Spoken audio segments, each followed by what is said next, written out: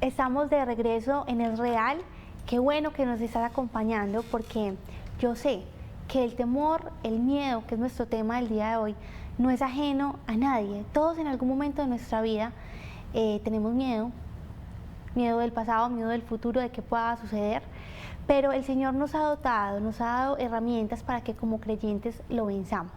Ahorita, Pablo, en tu exposición, que por cierto estaba muy interesante, nos hablabas de que había un miedo natural, es como una especie de miedo biológico, se podría decir como, hombre, un simple instinto de supervivencia, algo que tenemos biológicamente, que es, incluso puede ser un mecanismo de protección, que no sé. Hoy también nos podemos enfrentar a un miedo que ya es de índole psicológico. ¿Qué diferencia hay entre el miedo natural y el miedo psicológico, el que se abriga en nuestra mente y por ende también en nuestro corazón? Muy bien, Manu, mira, vamos a hacer una diferencia, aunque no es una diferencia, digámoslo así, como ortodoxa, por así decirlo. Para que quienes nos estén viendo y escuchando puedan comprender, vamos a hacer una diferenciación simplemente en orden pedagógico. Vamos a diferenciar miedo como ese mecanismo natural que se activa para yo poder huir de una situación peligrosa, ¿cierto? Entonces, por ejemplo, el niño que se quema por primera vez en una vela, cuando está en un cumpleaños y el niño ve muy llamativa la flama y toca la flama, este niño se quema y la próxima vez que vaya a tocar esa flama, claro, él se la va a pensar 2 veces. Ahí opera un mecanismo instintivo, o sea, automático, por eso es instintivo, para no experimentar dolor, ¿verdad? Entonces, el miedo es un mecanismo natural y necesario que nos previene a nosotros. Ese, llamémosle miedo, ¿no? Okay. Entonces, ese miedo pasa a una región que se llama la amígdala cerebral, no me voy a meter en términos psicológicos, pero ahí se alberga como esa experiencia junto con la memoria para evitar esas circunstancias. Ahora bien, el problema es cuando ese temor natural que previene situaciones dolorosas se vuelve o se incorpora en nuestro psiquismo para enfrentar la vida diaria. Y dentro de nuestra estructura de pensamiento, psique, ese miedo se vuelve un estilo de vida, no un mecanismo instintivo donde debe estar como un mecanismo instintivo y se vuelve parte de tu diario vivir, de tus pensamientos, como una impronta. Tus decisiones, por ejemplo. Ese es el gran problema y eso es lo que Dios en su palabra quiere evitar. No el miedo natural en lo absoluto, pero sí el miedo cuando se incorpora a tu alma. ¿Y qué consecuencias trae eso para la vida del creyente? Mira, lo decíamos, el creyente por la fe vive, ¿no? Nosotros somos creyentes porque vivimos por fe. Si tú vives por fe, significa a priori que ya no vives por temor. El creyente no vive por temor, no toma decisiones por temor, sino por fe. Y si yo tomo decisiones por temor, estoy tomando decisiones en una fe invertida. Es decir, estoy tomando decisiones precisamente porque creo que lo malo me va a pasar y por eso yo tomo la decisión que pueda tomar, ¿ya? Más tomar la decisión por fe me da denuedo, es una decisión valiente, es una decisión que basado en la confianza que tengo en Dios me hace sobrellevar situaciones complicadas. El temor hace que tú te ocultes. ¿Qué fue lo que pasó en Edén con Adán y Eva? ¿Qué nos cuenta el relato? Que ellos sintieron temor. Sintieron culpa, después de la culpa llega el temor y ellos se ven a sí mismos desnudos, desprovistos de la situación tan favorable en la que estaban con Dios y huyen. El temor te hace huir, porque mira que lo primero que uno experimenta con el temor es correr. La adrenalina y los 5 neurotransmisores que se activan con el miedo es huida, una sensación de huida.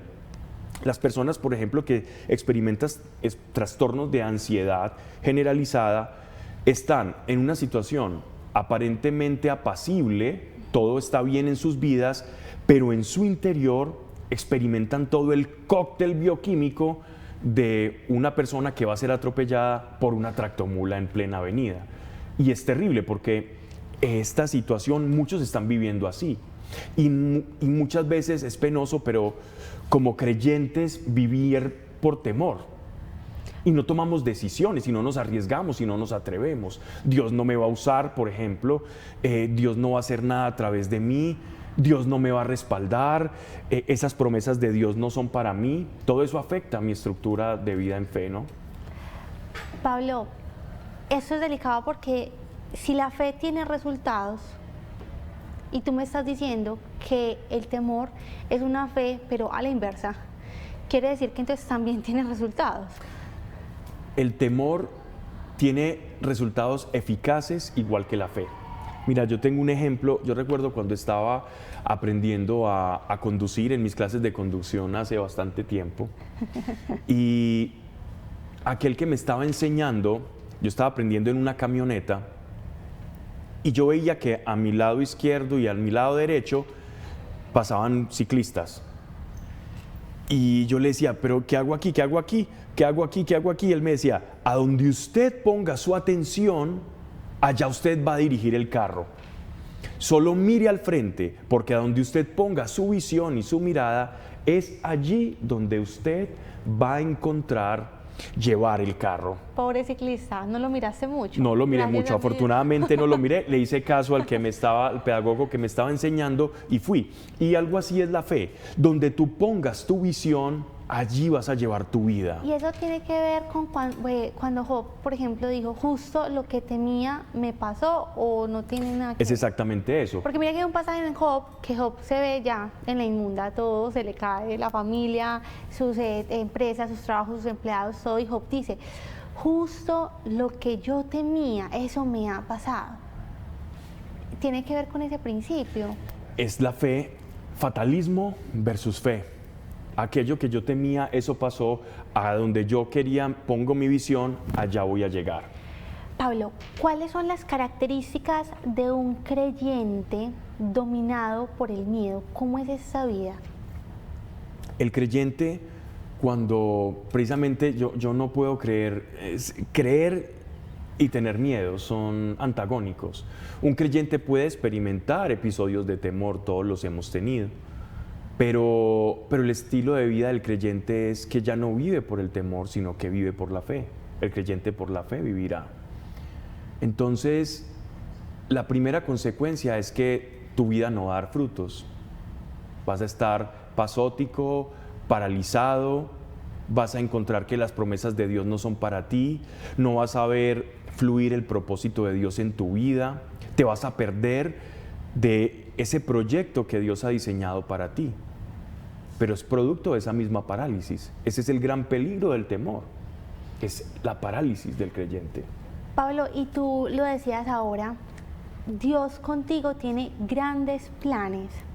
Dios ha diseñado un propósito en el que se ajustan nuestros dones, nuestros talentos, esas características únicas que Dios le ha dado a ti que estás ahí viéndonos detrás de la pantalla, a ti, a mí. Y cuando nosotros nos dejamos llevar por el miedo que comienza en ese sentimiento y en ese pensamiento y le creemos a ese pensamiento, entonces lo que va a pasar es que ese plan de Dios comienza a encontrar obstáculos. Y yo me imagino a Dios como, venga, no crea eso, créame a mí, cree en mi palabra, aférrate a eso para que yo pueda cumplir mis planes en ti. Y mira, a mí me pasó hace ya unos 4 o 5 años, cuando yo iba a comenzar un grupo para la evangelización. Una semana antes de que comenzara el grupo, en el que simplemente dábamos una charla con testimonios y orábamos en comunidad, a mí me comenzó un pavor, Pablo. Era un miedo y yo sentía en mi corazón y en mi mente un pensamiento recurrente de: tú no eres capaz, ¿qué te vas a parar a hablar de Dios? A la gente no le importa tu testimonio, ¿a quién le interesa saber Dios qué hizo con tu vida? Vas a hacer el ridículo. Y la noche anterior a ese grupo, a la inauguración, yo mandé a hacer unas invitaciones muy emocionada de poder predicar la palabra del Señor. Yo no pude dormir, hasta que llegó un momento en el que dije, bueno, estoy siendo esclava del temor, yo no voy a renunciar a este proyecto que Dios puso en el corazón de evangelización. ¿Qué dice la palabra de Dios? ¿Qué dice la palabra de Dios? Y me aferré a versículos que estaban escritos en el que el Señor decía: yo voy a hablar a través de ti, mi Espíritu Santo irá con ustedes, no van a ser sus palabras, sino que son mis palabras a través de ustedes. Vayan y hablen, proclamen el Evangelio. Y comencé a llenarme de esta palabra y yo la creí. Y así fue como pude dar ese paso y ese salto de fe para la evangelización. ¿Y sabes cuál es el fruto de haber tomado esa decisión? ver cómo a través de nuestras vidas y de nuestro testimonio, Dios restaura personas, les da propósito, los ha sanado de depresión, de enfermedades físicas. Tú lo has visto, cómo ha podido crecer este grupo. Y cómo Dios se extiende. Pero si nos hubiéramos dejado llevar del temor del no son capaces, ustedes no pueden, no son nadie, no hubiéramos emprendido nada. Entonces fíjate cómo el Señor necesita que nosotros enfrentemos los miedos, hagamos de su palabra la verdad para nuestra vida y ponerla por obras y así poder dar fruto, tal cual como tú lo dices. ¿O qué piensas tú? Bien, Manuela, mira, si queremos conocer qué emoción, qué principio está guiando mi vida, mira, te daré algo, una herramienta para que puedas diferenciar qué está dirigiendo tu vida. Si la fe mira a sí mismo, la fe se mira a sí mismo. En la fe nos miramos a nosotros mismos en nuestra incapacidad, en el temor, nos miramos a nosotros mismos en nuestra incapacidad, mas en la fe yo estoy mirando a Dios. Entonces, la diferencia entre fe y temor es a quién admiro, a dónde miro, hacia dónde dirijo la mirada. Si la dirijo a Dios es fe, si la dirijo hacia mí es temor. Cada vez que yo dirija la mirada hacia mi incapacidad, hacia mi impotencia, hacia mi pecado, hacia mi pequeñez, voy a temer, porque me voy a ver pequeño y esa es la realidad. Mas cuando veo a Dios, me engrandezco. Y ahí es cuando, lo que le pasó a Pedro. No solamente a Pedro, ahí es cuando cobra sentido las palabras de Pablo a Timoteo, que era muy pequeño, era un hombre muy joven en la fe, y él le dice, pues en tanto no te ha dado Dios espíritu de temor, sino de poder y de dominio propio. Yo hace algunos años estuve en unas cárceles de máxima seguridad dando unas charlas, y estuve frente a narcotraficantes mexicanos. Eran más de 200 personas acusadas por narcotráfico en una cárcel de máxima seguridad en un subterráneo. Y cuando me dicen, bueno, vas a hacer la exposición, vas a llevar a Dios a todas estas personas, yo lo primero que pienso es, ¿y qué les voy a decir? ¿Yo qué les voy a decir a estas personas? Yo no he hecho cosas tan malas como para poderles generar un impacto a estas personas. Y sabes, eso es lo bonito de la palabra de Dios, es que cuando tú lees la palabra de Dios, esa palabra de Dios se queda en tu corazón y esa es la materia prima que Dios va a utilizar para después hacer algo. Y en ese momento yo escucho en mi corazón que el Espíritu trae esta palabra, pues no te he dado espíritu de cobardía, de timidez, sino de poder y dominio propio. Comencé a hablar y no lo creerás, Manuela, la cantidad de personas que recibieron a Jesús en esa tarde, y el Espíritu Santo cae en esa reunión y corazones arrepentidos, sanidades físicas. Y Señor, verdaderamente esta es tu obra, no tengo por qué haber temido. Si yo me hubiera quedado mirándome a mí mismo, no hubiera experimentado ni siquiera te eso. atreves a ir a la cárcel. Ni hubiera ido, pues imagínate. Primo, ya para concluir, ¿cuál tú crees que es la gran clave para como creyentes enfrentar el temor, entonces, concluyendo ya el tema? No mirarme a mí mismo, mirar a Dios. Mira a Dios en medio de las circunstancias. No mire las circunstancias, porque quien mira las circunstancias es como Pedro cuando miraba el agua y dejó de mirar a Jesús. Podemos finalizar con una oración por todos nuestros televidentes. Bien, sé que todos experimentamos temor en algún momento de la vida, es natural. Si sientes que has perdido mucho por esto, abre tu corazón. Hoy voy a orar por algo que Dios nos dice 365 veces. Vas a poner tu fe en Él.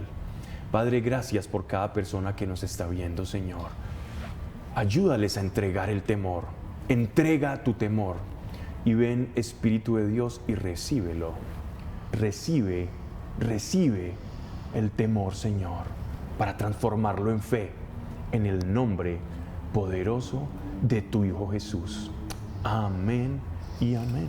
Amén. Amén. Muchas gracias. Nos veremos en un próximo capítulo donde vamos a hablar de otro obstáculo gigantesco para el caminar espiritual, y es la murmuración. Así que no te lo pierdas. Te esperamos.